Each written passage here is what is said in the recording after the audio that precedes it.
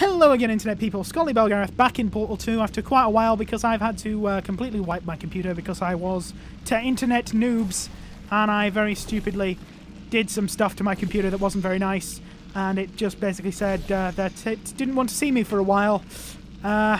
So we stopped talking and it got very awkward, and so I just decided that as with girlfriends and employers and pretty much friends, real friends, it's just best sometimes to just delete them all and start again. So, that's inaccurate, because I cannot aim!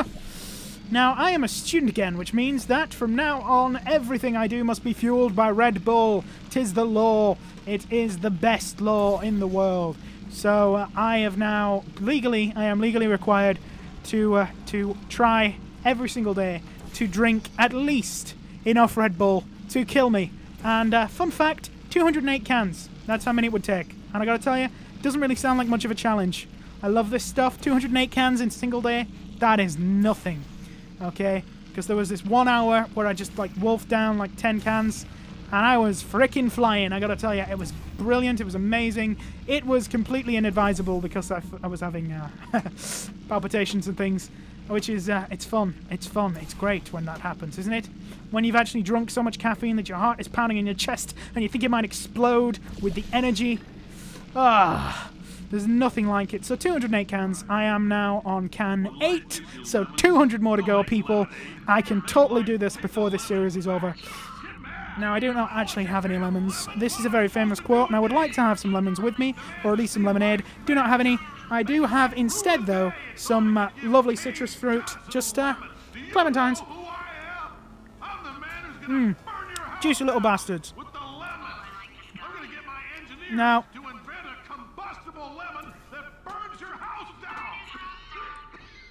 everyone seems really enamored with the idea of combustible lemons, but I never really got in for combustible lemons. Because, I mean, why lemons? They've never really struck me as a very lethal fruit. That's the computer room with nothing in it. Boop. Okay. Da-da-da. Yep. There we go. 5th time's the charm. Here we go. Here we go. Here we go. I don't want to be pulled. Oh. Now. She'll say she can't. She's modest like that, but you make her. I'm sure nothing could go wrong with seizing someone against their will and forcing them to be turned into a computer. Oh, you swine. Ah. Okay, here we go, here we go. Is this enough height, do you think? Yes, it is. Oh, it was an orange one. It was a blue one I should have been shooting. I will do it this time. There we go. Yes. Woo! And we are through this bit already. Isn't that nice? We are just steaming ahead, and I've got to tell you, I think it may be the sugar. I'm going to put actually that thing in the description that lets you figure out how much of a particular drink it would take to kill you. I love that thing because it's given me a life goal, which is to drink 208 cans of Red Bull, as I keep saying. Also to eat oranges.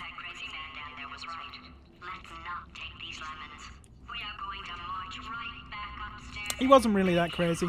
He was just deathly ill. And as happens when you're deathly ill and on a shitload of pain meds, you don't always know what the frick you're saying. Woo! Ow! Never be generous with surrounding people. It's very inaccurate and frowned upon in scientific circles.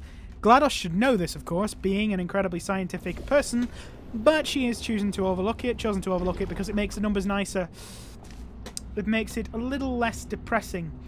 But, of course, harsh reality of the situation is they are screwed. You are screwed and you are all going to die because Wheatley is insanely powerful, as I believe she has said. Ah, look at that. Yes.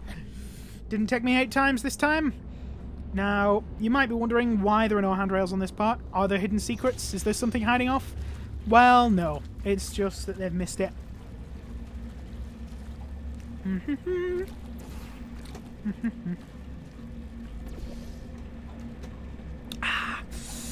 Okay, so la la la la la la la. I'm not a noob this time.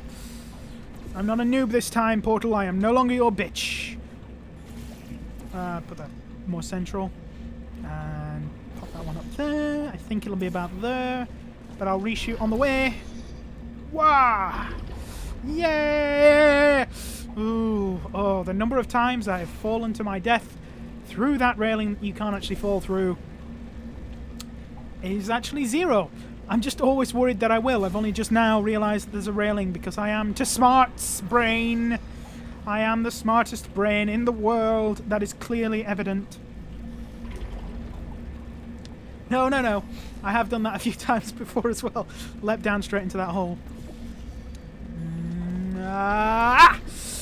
Look at this. 1 bounce. 2 bounce. And we are there. Very nearly hitting our heads on the ceiling. Okay, yep. That goes there. That goes there. We go through here. We pretend that that we didn't take forever to figure this out on our first playthrough. And yeah, we put the purple one, orange one there. And you see this event here? I never noticed that that was an event. I've always wondered what the hell happened here. It was not until until I went through this again that I realised that it was an event sucking up the gel. Although it seems to be producing far more gel than was actually going through, which is an achievement, truly. Science air conditioning, it is way more efficient. And the way out is there. And I think I've got some gel here that's nice. Oh, I'm riding the gel pipes. Oh, listen to that silence. Well, okay, it's not a silence. There's still quite a lot of humming, but it's nice not to have the sound of the air ducts. Now, this room. Oh, this room. There's something very important in this room. The side of this is missing. Now, I don't know how it's missing. The way the windows are broken, the way it's sort of buckled, it suggests something like took a chunk out of it. Now, I don't know what could have done that, because I have not seen any equipment. Surely anything big enough to do that would not be able to get out of this frickin' room. And I do not think Aperture has ever invested in giant robotic dinosaurs, although Cave Johnson certainly was crazy enough, so I can't completely rule it out. But even so, I can't think of any way that that room could have got that damaged in that particular way. But it does make it convenient for you to get through from up there. Not from over this wall. Not from this wall here. This wall here, with that in the way, and that in the way, and that in the way. Not this wall. Not that wall either, which you'd think would be nice and convenient. Look at it, look at it. You'd think the platform there, you could get on from over here. And you could spend hours, you could spend actual hours trying to get up there, but don't do that. Don't do that, because you use that one there. You use that wall there, because that's the wall you use. You don't use the other wall. And why would you think you'd use the other wall? You wouldn't think you'd use the other wall because you're not a noob. You didn't spend hours figuring it out. You didn't spend hours hours figuring it out to get from that incredibly obvious wall there through this incredibly obvious thing. No, I press. What? So if you don't look at it, she says you didn't have time to stop. I never know.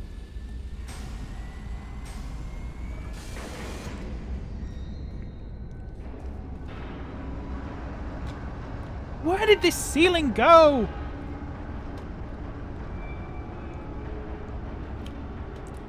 And now the improbable tubes from the modern day Aperture Science, which isn't really that far away from the old Aperture Science, and they still built gel tubes and gel systems all the way through the new stuff, even though all the gel was sealed up with the old units.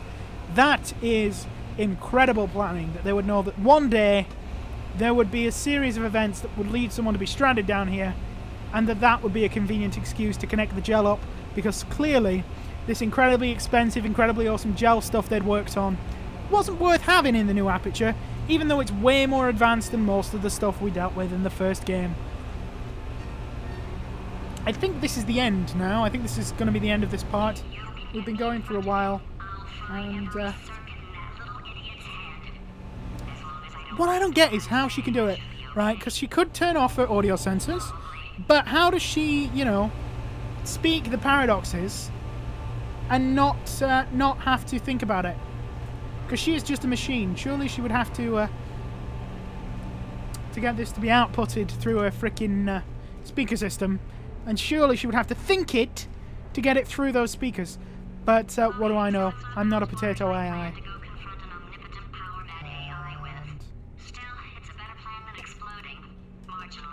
Look at these. Look. It's got suspension. It's on earthquake proof. It's earthquake proof. That's actually probably what it's for. I can't really think of any other reason to have it on giant springs, unless like the building is like a giant bobblehead. You just give it a poke and it wibble wobble. So anyway, guys, that's it for this episode. I will see you next time when we go back up and we confront Wheatley again, and all his new wonderful creations. I will see you guys there.